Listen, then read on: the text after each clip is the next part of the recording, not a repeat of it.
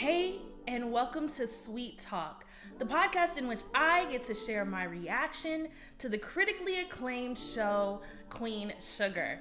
I'm Andrea Brown of IamAndreaBrown.com, and today we are discussing Season 4, Episode 5 of Queen Sugar. Now, typically each week I give you my top 3 moments from the show, but this week there was just too many things that happened. So instead of giving you top 3 moments, I'm gonna break down what happened based on our 3 main characters. That's Ralph Angel, Nova, and we'll start with Charlie. So I just wanna say this. Davis West is the kind of guy that just doesn't let up. When we see Charlie in the episode, she gets a FaceTime call from Davis, who's freaking out because the book, Blessings and Blood, is throwing a wrench in his rebranding plan. So if you remember last week, we found out, or maybe it was 2 weeks ago, don't remember, but we found out that Davis has taken a job as a head coach for a university basketball team. Now we know in today's climate, people are going to be researching and people are going to be protesting people that have done things that are totally inappropriate. And namely, in the age of Me Too, people who have committed sexual assault. Davis is one of those people. And the book Blessings and Blood exposed that to the world. It wasn't just conjecture. It was actually placed in print that he actually did it and that Charlie helped him cover it up. So now, students at the university where he's just been hired are protesting his employment, which, why wouldn't they? Hello, this guy is a rapist. Like, of course people are going to have some points of concern. So the first thing that he does, instead of calling his lawyer, instead of calling his publicist, he calls Charlie because Charlie used to do it for him, right? She used to take care of him. She was his fixer. And I really believe that in the back of his mind, he thought, if I can just get her to help me one more time, maybe I can slide back in there. Because honestly, I believe that's what he really wants. He really just wants their family to be together again, selfishly. Like, he's just gonna throw out all the things that he's done wrong. And honestly, he has not been truthful for a very long time. So Charlie elects to help him. She invites him to her office at the mill and they discuss some things that he can do to help get him out of the hole that he's dug himself in. She kind of reads him his rights and lets him know, hey, this is your fault. This is your problem. It's not mine anymore. But because Charlie's Captain Save him, she goes ahead and helps him anyway. Of course, when you give people an inch, they think it's a mile. And so Davis, out of nowhere, decides that he's going to try to lean in for a kiss. And Charlie hit him with the smoothest curve I have seen in a while. Like, this guy is really an emotional terrorist.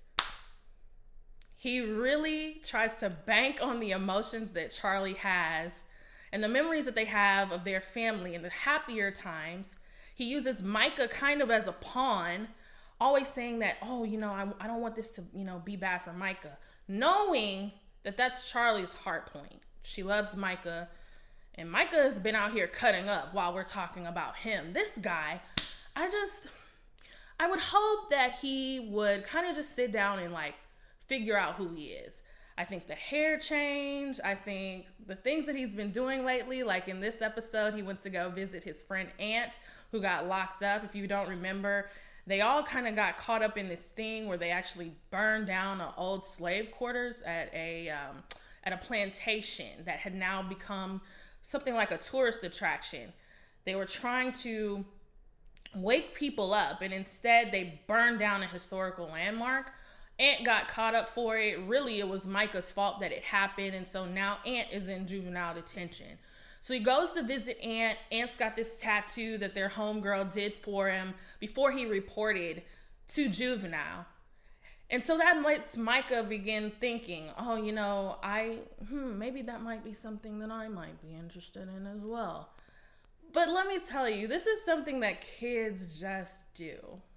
They see something, they do something, especially in your teenage years. I know you guys probably can think about some things that you kind of saw and were like, man, I want to do that too, just because you saw somebody else do it. Well, Michael winds up getting a tattoo, and in the process of him getting a tattoo, he's throwing back whiskey or something. The boy got drunk. And his mom comes in and she sees him in the bed and she's like, yo, what happened to you? He's got this bandage covering his arm. He's like, oh, it's just a little tattoo. He's like still drunk, right? And so she says, have you been drinking? And he was like, oh, I didn't mean to get drunk.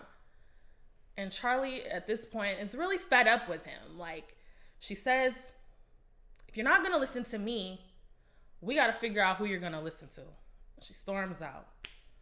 Well, that's like a minuscule part of her worries, because Charley also had to deal with an ICE raid at this clinic that she's been allowing to take place in the back of her mill. So her boyfriend, I'll call him her boyfriend, bae, whatever, boo, Romero, has been running this clinic in the back of the mill, and all of a sudden, things, have been going well. ICE shows up, and they do a raid. And unfortunately, Ignacio, who's worked on Charley's dad's land for a long time, since the kids took over, was swept up in the raid along with his oldest son. This got Charley thinking, like, who could have done this? Like, nobody knew about this. Everything was supposed to be above board. They can't just send ICE here. It's a clinic. It's supposed to be protected. But apparently there was an anonymous tip sent out that there were illegal aliens on the property. And she has a conversation with an officer, and the officer tells her, hey, you've made enemies in this town. It's not the Landrys that you need to be concerned about. It's the other people. And Charley notices the lawyer guy, or I don't even know if he's a lawyer. He may be like a representative from a company, right? Who was also with Jacob Boudreaux when she came to visit Jacob. And it clicks to her. The Boudreaux have been lobbying for this highway project, right? And unfortunately, she has been stirring up trouble trying to keep the highway project from happening. So now Charley's been thinking like, maybe I should run for city council. So that's something that we definitely have to watch out for in the upcoming episodes. Charley's going to run for office, but the question is, should she and will she be safe running for office? You tell me.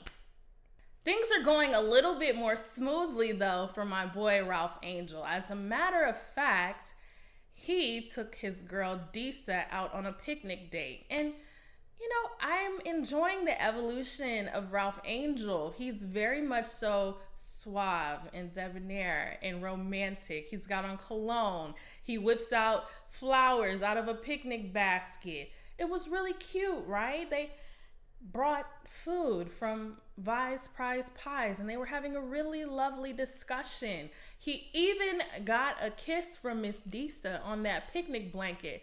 And in my mind, I was like, yes, come through. I want Ralph Angel to be happy because he's dealt with so much and things are finally starting to look up for him, even with the backlash from this book, Blessings and Blood, threatening to disrupt all of that, right? Well, as he's kissing Disa, his phone rings. And it's either Darla or the school. I'm thinking it was Darla that called him to let him know that there was something going on with Blue. Now, what we see is that while Ralph Angel is on this date, Blue is at school. And he's having a conversation with one of his little homies on the playground. And let me tell you, kids really get on my nerves sometimes. Like, they don't really know what they're saying or what they're doing. But the little boy says to Blue, hey, I thought you didn't have a daddy. Blue was like, huh? My pop is my dad. The little boy was like, that's not what my mom said. My mom said you ain't have a real daddy. Blue was like, what?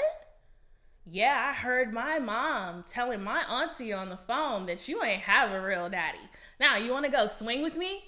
Bro, you just broke this little kid. just broke this little kid's whole world up, and you ask him to go swing. Kids don't even think about stuff like that.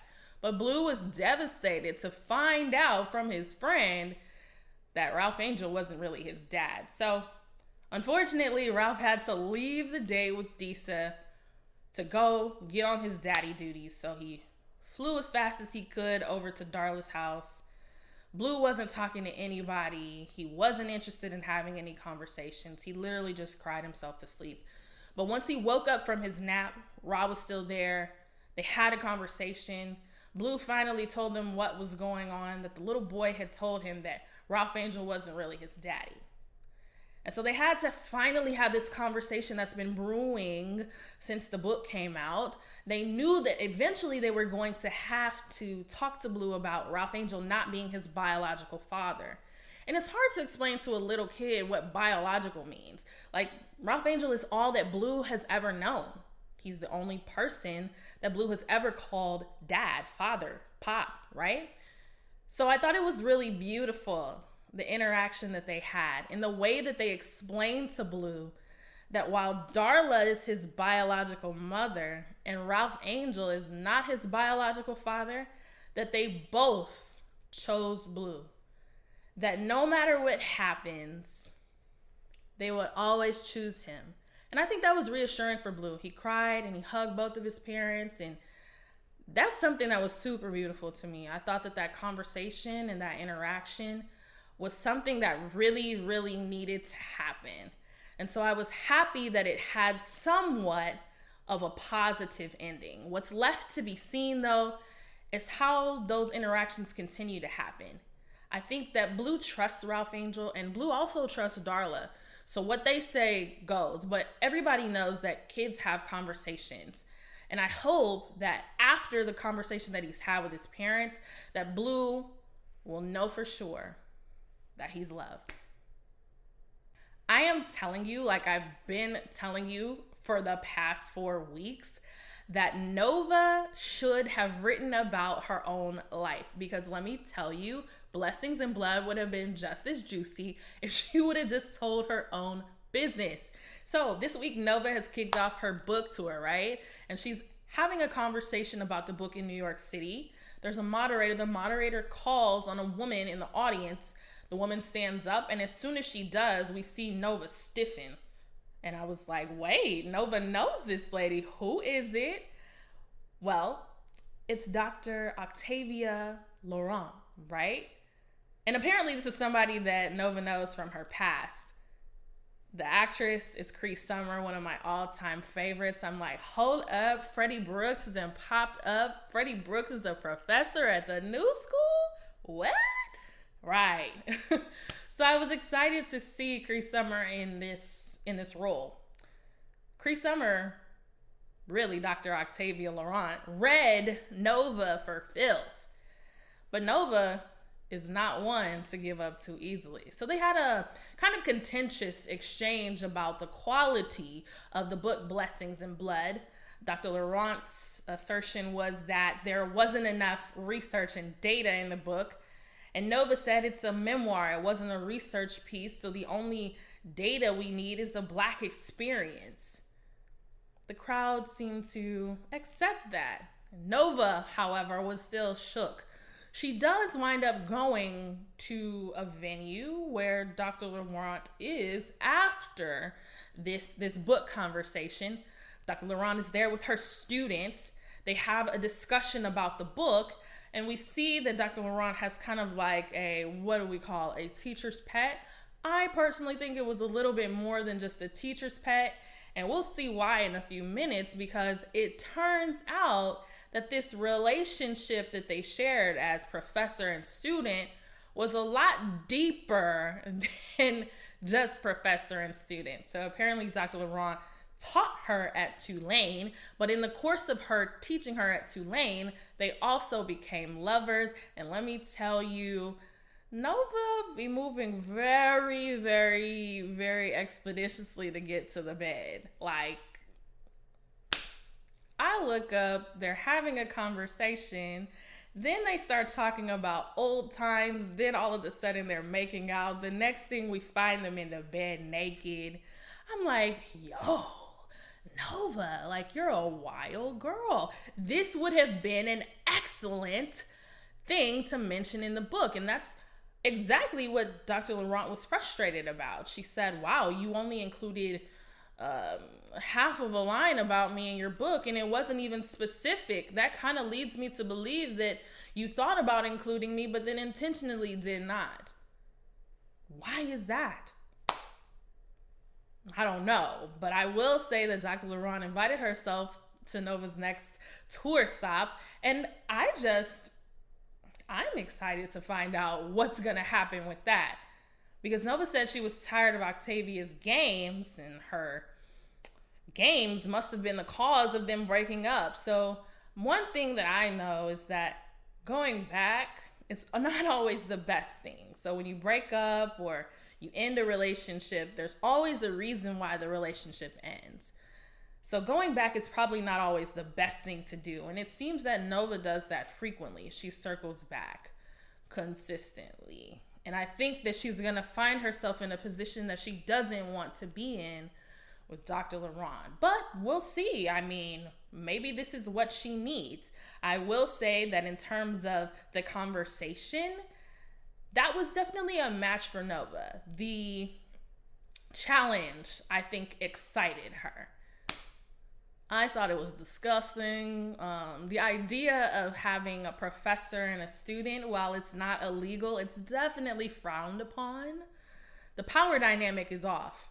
And I could still see it in the way that they interacted. But neither here nor there, not my life. But it is Nova's, and I still say she should have included her own business in the book.